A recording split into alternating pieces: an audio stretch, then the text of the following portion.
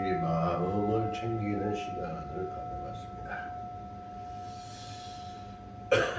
거기 이제 내용에 보면 자료에 보면은 어떻게 나와 있죠? 한번 저 끝에 앉으신 분 한번 읽어보시죠. 저 끝에 앉으신 분. 21세기에 들어서 21세기에 들어서 말이 법이 되어가는 어쩌면 양분된 사회 속에서 살아가고 있다고 본다. 더욱이 2019년 11월경 중국 무안에서 발생되었으며 국내 발생으로는 2020년 1월 20일 무안에서 이천공항으로 입국한 35세의 중국 여성이 확진되었고 한국인으로는 2020년 1월 24일 무안에서 상해를 거쳐 인천공항에 입국한 55세 남성으로 시작되어 현재 2020년 10월 22일 0시 기준으로 질병관리본부의 통계를 살펴보면 다음과 같다. 위와 같이 표사에서 보여주듯 코로나19로 인하여 25,543명이 2020년 10월 22일 0시 기준으로 확진이 되었다. 하지만 정부의 올바른 대처로 외국인의 확진자보다는 적은 수가 확진되었으며 완치율에 있어서도 92.57%로 아주 높게 나타나 있다. 하지만 1년의 코로나19의 공포로 인하여 사회에 이르는 파장은 크다고 볼 수 있다. 중소기업이나 영업자들이 어려운 환경에서 힘들어하고 있으며 주변 지인들이나 물자님들을 살펴볼 때 현저히 경제적 현실의 어려움을 이겨내기 위하여 노력하고 있는 현상들을 살펴볼 수 있었다. 현재 우리도 학업을 하는 데 있어 3학기째 비대면 온라인 수업을 하고 있는 현실에서 살펴볼 때 영업자뿐만 아니라 일부 많은 사람들이 이 시책에 특정한 사람으로 구속되어 있는 환경으로 그 사람들에게 영향을 미치는 직접적인 사회 체계인 코로나19로 인하여 불안 및 우울증 징조를 보이고 있는 현 상황을 우리 칠과 공동체는 불교를 사회에 적용할 수 있는 고민이 절실히 필요한 중요한 때라고 생각한다. 네, 수고하셨어요. 네, 읽을 때는 이렇게 들고 이렇게 읽어야 되고 저도 어떻게 그랬죠 이렇게. 아무튼 잘하셨고, 그래서 이제 코로나 상황이 발생이 되고 또 인천공항을 통해서 55세 남성이 들어오게 됐고 그 후로 이제 2020년 10월 22일 기준표가 이제 표로 이렇게 이제 나타나 있고, 근데 이제 사망률은 완치율은 92.57%죠. 근데 우리가 이 완치율과 사망률에 대해서 좀 우리는 생각해 볼 여지가 있어요. 필요가 있어요. 완치율과 사망률. 전 세계가 코로나로 인해서 봉쇄 내지는 좀 많은 어떠한 그런 그 과하다라고 생각할 수 있는 신경을 쓰고 있는가. 지금은 중국에서도 인터넷 뭐 이런 어떤 매체를 보면은 아마 공장에서도 이탈이 되는, 그 고향으로 보면 700km, 800km를 걸어간다고 작심해가지고 공장에서 이탈돼가지고 막 가방 싸들고 나가는 거 아마 보셨을 거예요. 그 원인이 있는 거예요. 그 원인이 있는 거예요. 우리는 어쩌면 코로나로 하여금 볼모가 된 거 아니냐. 네? 볼모. 어디에 볼모가 돼? 네? 네? 코로나의 볼모? 착한 사람들이다. 착한 사람들이다. 코로나의 볼모가 된 것보다도요, 정치적인 볼모가 된 거 아니냐. 네? 세계적인 인구들과. 스님은 그렇게도 생각합니다. 이게 어떻게 보면 좀 그 잘못 전달되면은 좀 문제가 될 수 있는 여지도 있겠지만, 예, 그것을 어디에서 도표로 보냐면은 물론 생명이라는 게 생로병사라고 해서, 예, 그게 이제 순리죠. 생로병사가 순리죠. 근데 감기가 걸려도 죽어요. 예, 독감이 걸려도 죽어요. 예, 병이라는 건 뭐예요? 죽음 앞에 가는 게 병이야. 그러니까 어느 병이고 문제가 되지 않는 병은 없어요. 문제가 되지 않는 병은 없습니다. 스님이 생각해 보건대는 이 코로나로 하여금 정부에서 많은 예산과 투자를 했을 거예요. 그러한 문제들을 진짜 지금 우리 그 한국 사회만 보더라도 그 치유가 어렵고 돈이 없어서 치유를 못하는 이러한 가정을 잘 살펴서 그러한 가정에게 혜택을 주는 것도 괜찮지 않았겠느냐. 왜 코로나에만 올인하느냐. 네? 주변에도 물론 코로나로 하여금 뭐 사망하신 분도 제가 이제 주변에 한 분 있어요. 네. 근데 이제 코로나가 감염이 되고도 정상적인 생활을 하시는 분들이 대부분 많아요. 뭐 감기처럼 이렇게. 지금도 어떤 분이 코로나 걸렸다고 전화가 왔었는데, 네, 그렇습니다. 그러니까 92.57%의 어떠한 그런 완치율을 보이고 있는 한국의 의료진이 있고, 그런데도 불구하고 코로나로 하여금 중소기업이라든가 뭐 소상공인들 문 닫고 뭐 시간 제한하고 해가지고 많은 불편을 겪었잖아요. 많은 불편을 겪었고, 그때 어떤 한국 경제가 어땠습니까? 한국 경제가 엄청 어려웠죠.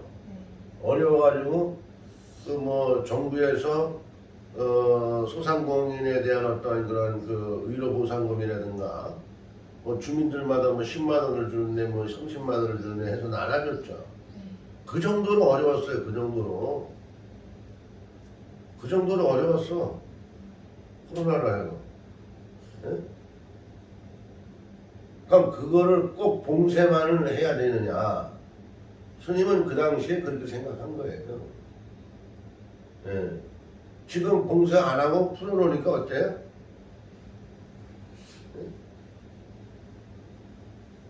물론 확진자는 늘어나고 있지만 우리의 이러한 모든 살아있는 생명들의 생체 리듬은 적응하게끔 다 진화되고 있습니다. 적응하게끔 진화되고 있는 거예요. 이건 의학적으로도 막을 수도 없고 의학적으로도 진행시킬 수 없는 일을 우리는 스스로 적응하고 있는 거예요. 진화되고 있고. 이 오묘한 진리 속에 부처님의 이치를 여기다가 나름대로 함께하는 어떤 이러한 상황으로 우리는 보고 있는 겁니다. 부처님의 그 이치 순리 말씀은 이 오묘한 자연의 순리적인 어떤 이런 현상들을 그대로 증명하고 있습니다. 그대로 증명하고 있어요. 네. 그대로 증명하고 있는 거예요. 뭐 양자학, 물리학 뭐 이런 거 뭐 다 부처님 말씀 중에 보면 다 들어가 있습니다. 다 들어가 있는 거예요. 물론 예수님 말씀에는 조금 들어가 있어요. 네. 네.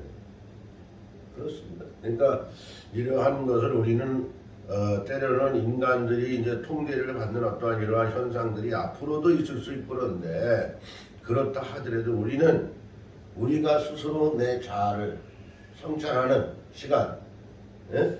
내 본여 진여를 찾아가는 어떤 시간들까지도 우리는 귀속돼서는 안 된다. 이 얘기를 스님은 하고 싶은 거예요.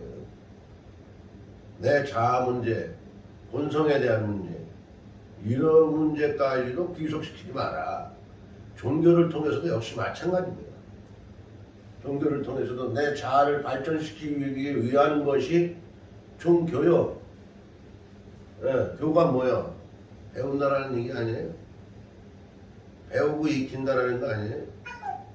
네, 나를 발전시키는 과정입니다. 배우고 익히는 것은 나를 발전시키는 과정이에요. 내가 발전이 되어 있을 때 부처님의 말씀이라든가 성직자의 말씀이라든가 심지어는 어떤 타종교의 어떤 그러한 예수님의 말씀도 더 잘 알아듣게 되는 것이지, 나를 발전 못 시키면 소용없어. 원숭이야, 원숭이. 영원한 원숭이가 되는 거예요. 예, 영원한 원숭이가 되는 거예요. 예. 그러니까 오늘도 어느 그 스님은 뭐 아무튼 뭐 눈만 뜨면 뭐 그 인터넷을 보고 문서 같은 거를 보고 하는데, 어느 명언을 보니까 그 한 곳에 집중하는 사람, 예? 그 하나를 생각하고 추진해 나가는 사람은 꼭 성공할 수 있다. 꼭 성공할 수 있다. 그러니까 그러한 것도 어떻게 보면 내가 집중력을 키울 수 있는 것은 나의 본성, 나의 자아를 찾았기 때문에 집중력을 키울 수 있는 것이지, 나의 본성, 자아를 찾지 못하면 집중력을 키울 수가 없어요. 할 수가 없는 겁니다. 가다가 보면 이런 일 저런 일, 이런 꼴 저런 꼴, 이런 일 이런 상황 저런 상황을 보면서 거기에 흔들려요. 예. 우리가 흔들리다 보면은 나무도 우리가 그 심어놓고 계속 그 나무를 흔들어봐요. 뿌리가 정착이 되겠어요? 예. 나 자신도 마찬가지예요. 흔들어 놓으면 절대 나를 성장시킬 수가 없는 겁니다. 그래서 우리가 나를 관조하는 시간, 지금도 잠깐 명상을 했지만 명상을 통해서 나를 잠시 바라보는 시간, 이런 것들이 하루를 얼마나 유익하게 하는가라는 거예요. 하루를 얼마나 유익하게 하는가. 예.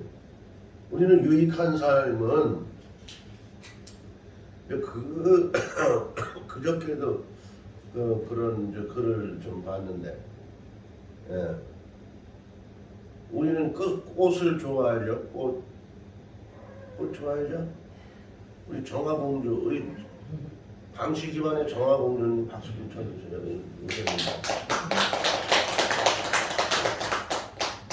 그리고 안씨 집안의 귀신공주님, 마마님은 귀신이 아니라 귀순. 스님이 이가 좀 현찮아가지고 발음이 세. 옛날에 귀신에도 놀리기도 했어요. 한 30년 된 보살들이에요. 30년 된 보살, 서울 보살들. 30년 전에 만났던 보살. 나를 아름답게 하고 아름다운 꽃을 피우는 어떤 과정들, 꽃을 뭐 어떻게 우리는 꽃을 좋아한다 이런 얘기죠. 꽃을 다 좋아하죠. 예? 어느새도 어떤 보살님이 이제 스님이 이제 뭐를 하나 주려고 그랬더니 꽃을 달라고 그러고, 그냥 이쁜 현상적으로 보이는 꽃이 더 이쁘겠지. 그래서 그거는 그분들이 갖다 놓은 거라 그분들이 또 서운하게 생각해서 안 된다. 그래서 드릴 수는 없었는데 뭐 나중에 또 두 번째 달라면 줘야지 뭐. 근데 뭐냐면은 우리는 보는 꽃을 좋아해서는 안 된다. 보는 꽃만을 좋아해서 호들갑을 떠는 어떠한 인생살이를 하지 말아요. 그럼 뭐가 돼야 돼? 네? 뭐가 돼야 되죠? 매일 우리 강의 끝나고 시험 보는데 오늘 그거 맞추면 시험 안 봐. 내가 꽃이 되어야. 내가 꽃이 되어야 한다? 아니야. 꽃이 될 때까지 과정? 아니야. 네. 내가 꽃밭이 되라. 내가 꽃밭이 되라. 네? 꽃밭이 있는 어떠한 그러한 과정, 그러한 마음을 유지하는 거예요. 꽃밭이 되라. 꽃밭이 되면은 그 꽃밭이 되면 꽃을 영원히 볼 수 있어요. 그렇지만 꽃만 바라보는 사람은 순간적으로 바라볼 뿐이에요. 스치면서 바라볼 뿐이에요. 꽃밭은 뭐예요? 꽃을 피우면서 그 꽃을 피우면서 그 꽃을 영원히 바라볼 수 있어요. 그러니까 우리가 밭이라는 것은 참 중요한 겁니다. 밭이라는 건 참 중요한 거예요. 우리가 여성의 중요함을 나타내는 것도 뭐라 그래요? 여성은 밭이라고도 이렇게 상징적으로 얘기하잖아요. 밭.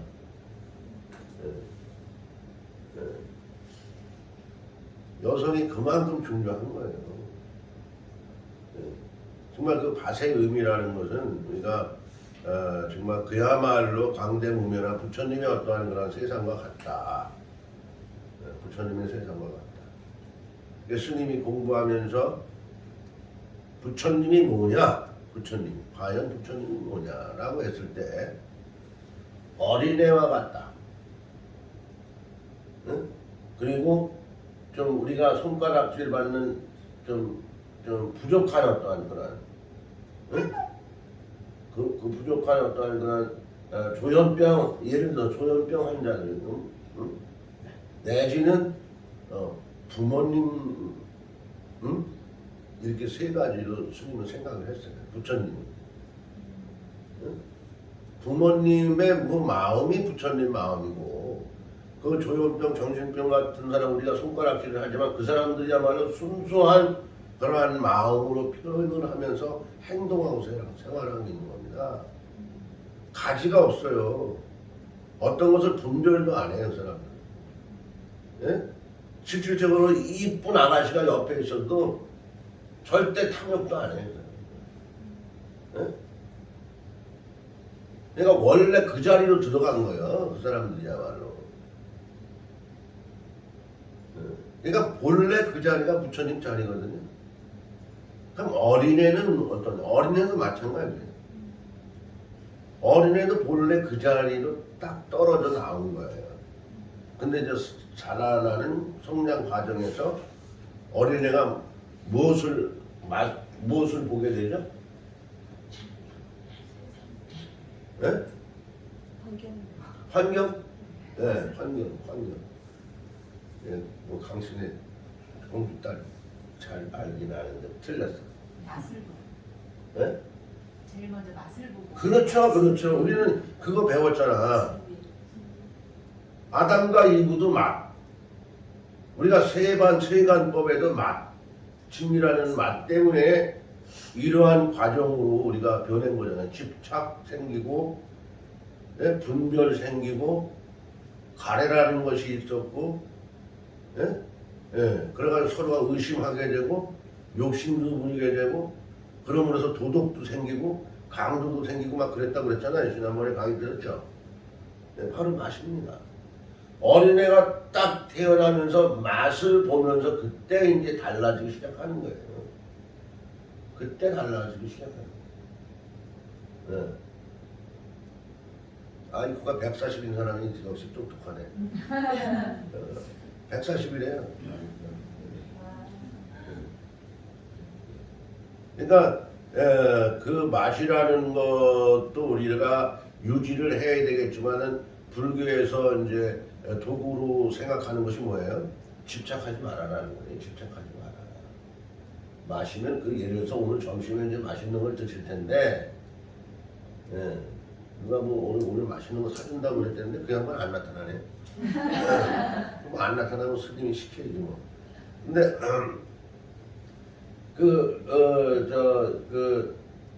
맛이 있다고 거기에만 우리가 집착하면 안 된다는 거예요.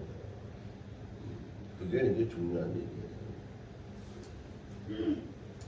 그래서 현재 이제 이러한 상황들을 불교로서 불교의 공동체에서는 어떻게 이 고민스러운 일들을 사회에 적응할 수 있을까라는 어떠한 의문을 그 당시에 이제 스님이 제시를 나름대로 이제 했었던 거고요.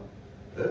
했었던 거고, 그래서 나름대로 어떠한 그러한 고민, 어떠한 고통, 정신적 어떠한 그러한 상황들을 마음 챙김을 통해서 두 단락의 이제 아래서 세 번째쯤 보면은 두 단락의 아래서 세 번째쯤을 보면은 불교의 중요한 수행 정신과 마음 챙김을 중점적으로 생활화한다면 불교 포교에는 이바지하는 계기가 될 것이라고 정리하면서 불교 수행 또는 알아차림 명상을 통하여 교정 활동에서의 수감자들을 대상으로 실시한 내용을 살펴보고자 한다. 예? 지금 이제 코로나로 인한 어떠한 고통이 있었고요. 또 이제 우리가 어려운 환경 속에서 생활하고 있는 그러한 수감자를 나름대로 여론 어떠한 그런 그 조사를 통해서 그 나름대로 이제 그 2페이지에 보면 도표를 이렇게 이제 정리를 해놨어요. 도표로. 그래서 여기 보면 논자는 교정 교화 활동을 하면서 어려운 환경 속에서 수감 생활을 하고 있는 사람들에게 설문조사를 통하여 종교의 역할이나 수행 또는 명상을 통하여 수감자들이 변화되는 모습을 살펴볼 수 있었으며, 심지어는 이제 사형수죠. 사형수 일명에 담당하여 지도하기도 하였는데, 지도하기 전보다 수감 생활에서 월등하게 변화되어 생활하는 모습을 지켜볼 수 있었다. 이를 돕기 위하여 표로 정리하고자 한다. 그래서 이제 그 당시에 스님이 이제 그 법회를 통해서 설문조사를 했고요. 그 설문조사의 어떤 데이터를 만들어서 이제 정리를 해놓게 된 건데요. 그래서 이제 1페이지의 그 마지막 단락에 이제 그 어려운 환경에 있는 어떠한 그런 사형수를 스님이 담당을 했었다라는 얘기가 있죠. 그래서 담당을 했는데 그 당시에 그 이제 소장님이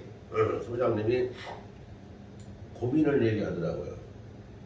어려운 문제가 있다. 그래서 어려운 문제가 뭡니까? 라고 하니까 그 사형수가 하나 있는데 만약 말썽을 핀다는 거야. 옛날 같으면 말썽을 피면은 그 뭐라 그래?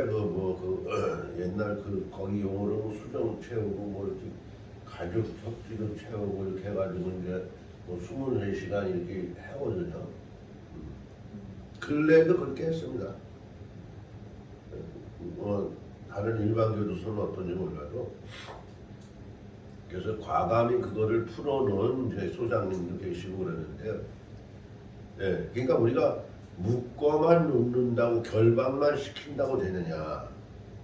예를 들어서 우리 아이들이 잘못했어. 우리 아이들을 통제만 한다고 해도 되나? 부모가? 그건 아니에요. 어느 식당에 갔어요, 스님이.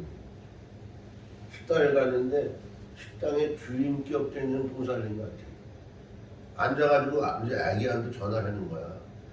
전화 하나하나 다 지시해요. 지시하는 쪽으로 얘기를 하더라고. 지시는 하더라고.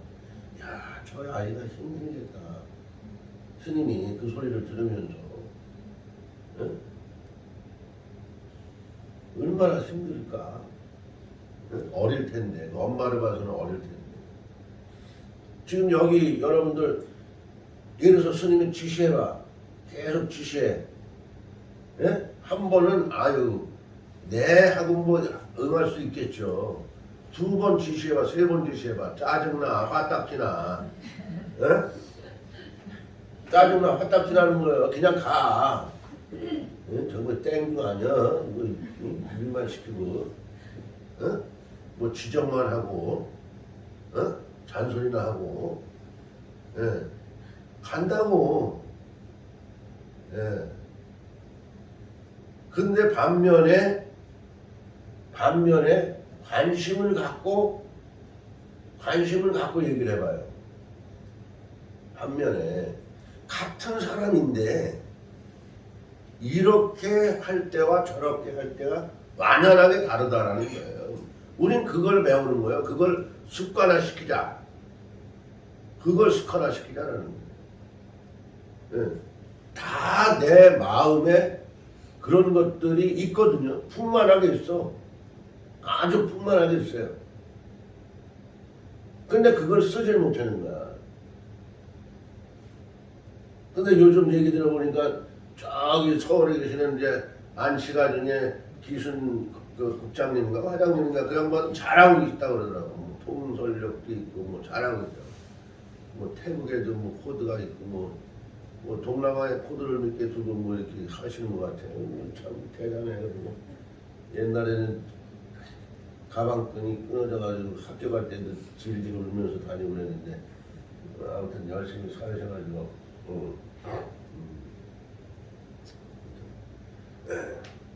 그러니까 우리는 그러한 관심이 통솔에 있어서도 마찬가지예요.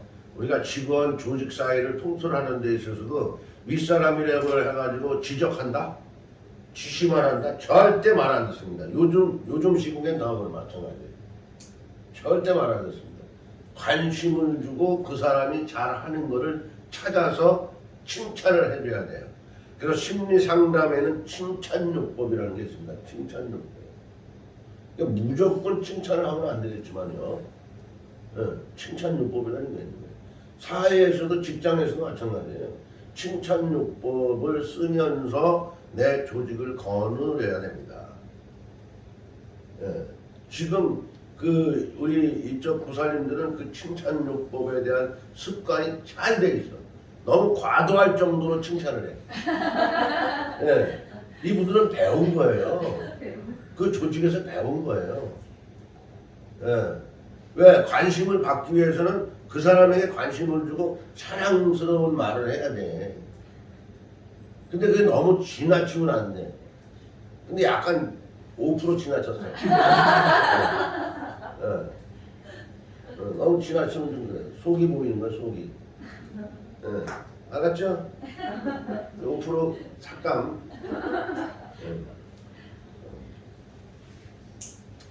아무튼 그래서 이렇게 데이터를 뽑아놨고 그러한 그러한 칭찬력과 관심 이러한 문제들도 우리가 이렇게 어렵고 그 힘든 상황에 있는 사람들도 치유를 할 수가 있었다. 그래서 여기에 나오는 그 수감자 대상의 그러한 설문조사에 있어서도 그러한 명상을 통해서 그 명상 후에 그러한 사례들을 정리를 해놨던 것이었었고요. 그리고 이제 거기에서 문제가 돼 있었던 그 한 분, 소장님이 부탁했던 한 분, 아주 사고를 친다는 한 분.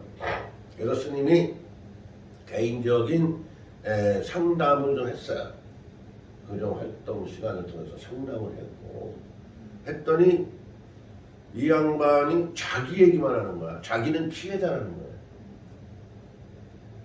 야, 그래서 스님은 이 양반이 어떻게 살 수 있을까?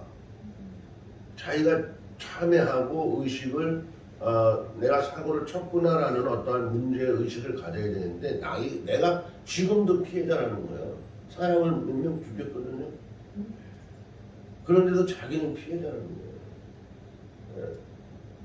그래서 그 마음을 바꾸기 위해서 스님이 많은 그 분에게 어떠한 그러한 관심을 갖고 이 양반이 원하는 것이 무엇인가 해가지고 이제 법회 시간에 어떻게 했냐면은 발표 시간을 가져보자 우리가. 법회 시간에 이제 스님이 법문만 이렇게 하잖아. 대부분 이제 잔소리도 좀 하고. 근데 그거를 여러분들이 나와서 발표를 하겠습니다. 다음 법회 시간은 발표 순서를 정해주고 이제 발표 시간은 10분입니다. 이런 식으로 해가지고 발표를 하는 시간을 가졌어요. 그랬더니 그 사람 발표인데 스님 저는 20분 하겠다는 거야. 원래 10분인데 그러니까 그 정도 말을 하고 싶은 거야. 또 독방을 쓰고 있고 그랬더니 20분 해. 20분 동안 다 어떤 뭐랄까요 비판적인 얘기예요. 자기가 잘못한 건 없어. 자기가 억울하다. 그런 얘기예요.